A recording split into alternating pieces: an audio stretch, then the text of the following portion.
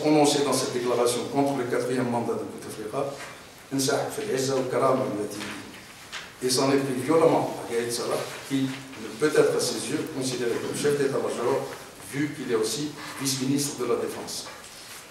Il a également proféré une menace pas très claire à destination de l'establishment algérien, civil et militaire, laissant entendre qu'il y avait une sorte de conspiration à l'intérieur de l'armée, puisqu'il a dit « mes frères d'armes m'ont demandé de parler ». Donc il y avait des frères d'armes qui étaient organisés et qui lui ont demandé de parler.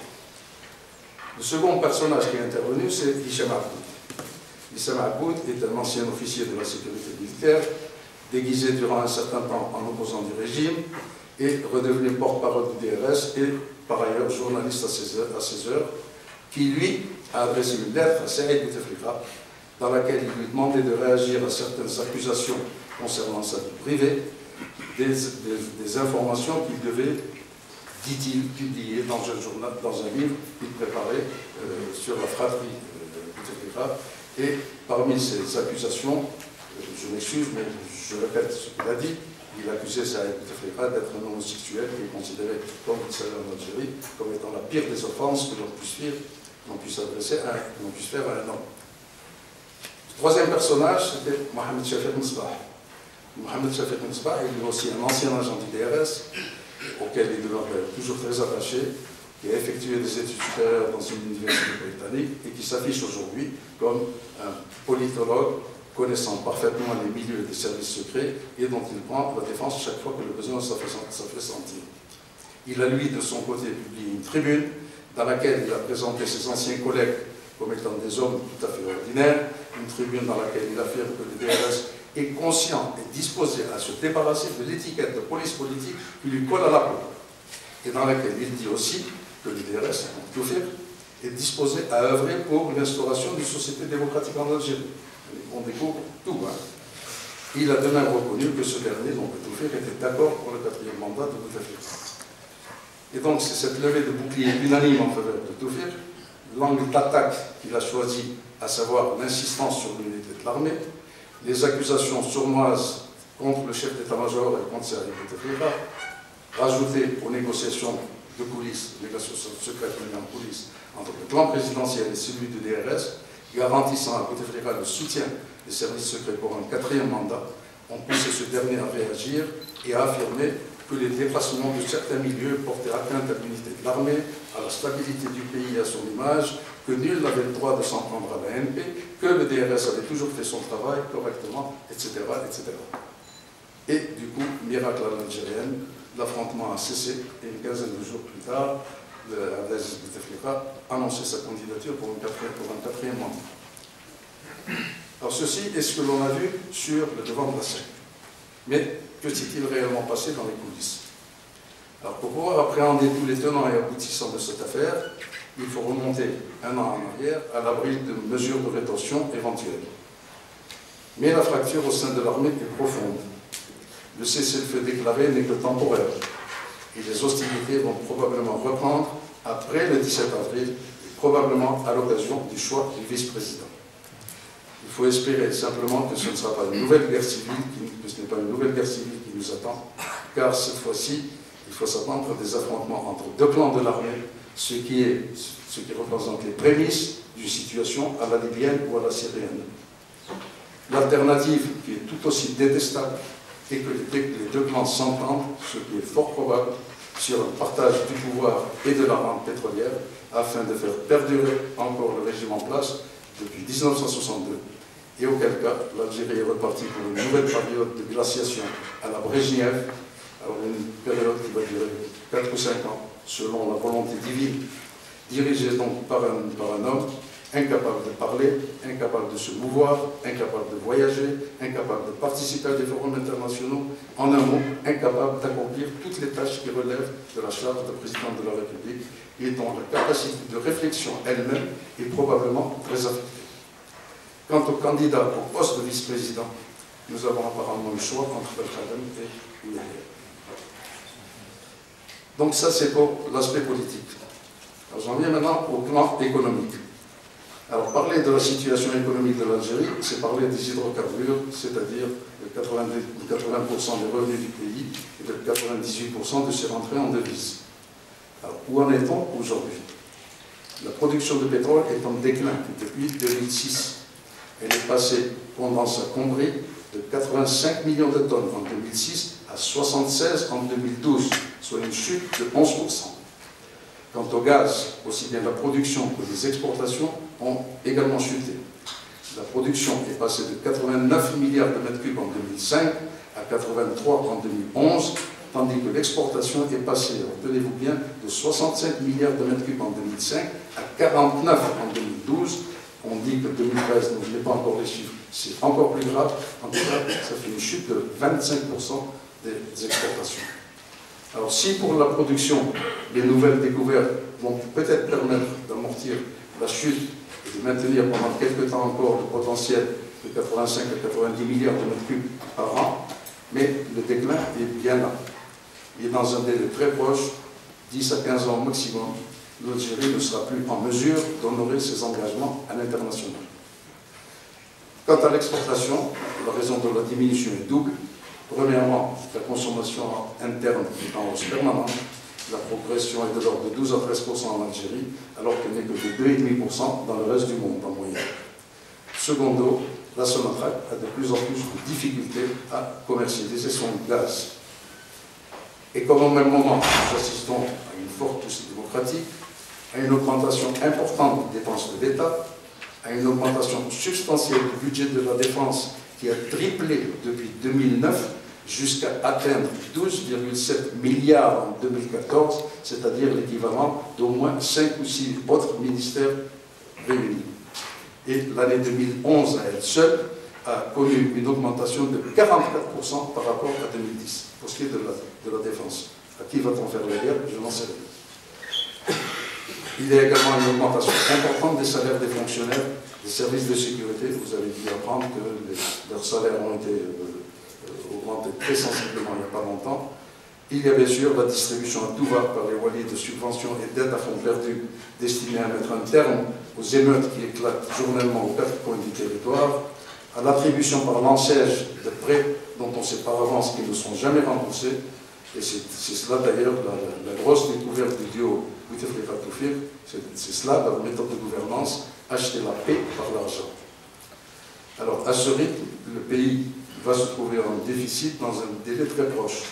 On dit déjà que l'État pourrait avoir des difficultés à prendre en charge les retraites et les dépenses sociales. Le ministre des Finances lui-même a récemment lancé un cri d'alarme et laissé entendre qu'au rythme où vont les choses, l'Algérie risquait de se remettre très bientôt à emprunter sur le marché financier pour faire face à ses dépenses courantes. Il est donc clair qu'il est absolument nécessaire de procéder à une réforme du modèle économique algérien dans les plus brefs délais. Je ne suis pas spécialiste en la matière et par conséquent je ne vais pas parler d'économie, mais je peux par contre parler de l'industrie pétrolière et qui elle aussi nécessite de manière urgente et impérative une refonte totale du programme de développement du secteur, une révision des méthodes d'exploitation du gisement, aussi bien de pétrole que du gaz, un réexamen du système de formation et de rémunération des hommes qui y travaillent, sans oublier bien entendu une lutte impitoyable contre la corruption et la gabegie qui gangrènent le secteur des hydrocarbures. Et il s'agit d'abord et avant tout de mettre en place une vision stratégique de la gestion de la principale source de richesse du pays. Et cette vision devra être menée, bien entendu, dans le seul intérêt du pays, ce qui n'a pas été le cas de 1999 à ce jour. Et en effet, la politique menée par l'Algérie dans le domaine des hydrocarbures durant les 15 dernières années avait pour seul but d'acheter la complicité des grandes puissances mondiales, celles des États-Unis en particulier, et de pérenniser ainsi le pouvoir des deux clans qui gouvernent le pays. Cela a commencé, comme vous le savez, par la fameuse loi de Cheikh Ould portant sur la révision de la loi sur les hydrocarbures, et sous couvert de l'ouverture et de la mise en place de conditions de fonctionnement d'une économie de marché libre, ce qu'il a fait, c'est simplement adopter la version algérienne de la doctrine de George W. Bush dans le domaine de l'énergie, une doctrine qui prévoyait que les grandes multinationales américaines soit s'installe dans toutes les grandes régions pétrolifères du monde et que l'État fédéral devait prendre toutes les actions indispensables qui aideraient les compagnies à pénétrer ces zones, ainsi que les moyens humains et matériels nécessaires à l'État fédéral pour protéger leurs intérêts. Alors, les moyens humains et matériels, vous les connaissez. On les a vus en Irak, on les a vus en Afghanistan, on les a vus au Sahel. Et maintenant, s'agissant des autres moyens, les moyens diplomatiques, économiques, politiques, il est prévu dans cette doctrine que pour la région Middle East North Africa, la région MENA comme on l'appelle, le groupe de travail qui avait travaillé donc sur cette doctrine recommandait d'encourager les tentatives d'ouverture à l'investissement étranger des secteurs pétroliers de plusieurs pays, dont l'Algérie nommément citée. Et c'est cela, cette loi de Cheikh Ould qui n'a fait qu'obéir à cette recommandation et qui prévoyait donc, je parle de la loi algérienne, qui prévoyait que toute compagnie étrangère qui viendrait investir en Algérie aurait droit à 100% des titres de propriété du gisement qu'elle découvrirait ou qu'on lui aurait vendu, et qu'elle pouvait proposer à la Sonatrach de s'y associer jusqu'à concurrence de 30%. Et dans la mesure où la Sonatrach refusait, bien entendu, elle gardait les 100%. Bon, c'est un long feuilleton qui a duré 5 ans, cette histoire de cette loi de 2005, qui a finalement été retoquée en 2006, et à ce moment-là, l'État, DRS Bouteflika, adopta une autre technique pour satisfaire la demande américaine. On se mit à exploiter des gisements au-delà même du potentiel maximum permis par les règles de l'art, au point de piéger dans les entrailles de la terre d'importantes quantités de pétrole qui ne sont plus jamais récupérées. Et quand je parle de règles de l'art, il s'agit des règles de conservation des gisements que connaissent parfaitement les multinationales et qu'elles appliquent scrupuleusement quand elles travaillent en Alaska, au Texas ou en mer du Nord. Et vous avez d'ailleurs dans ce pays un État, l'Alberta, qui a édicté probablement les règles les plus strictes de conservation de cette ressource stratégique qu'est le pétrole.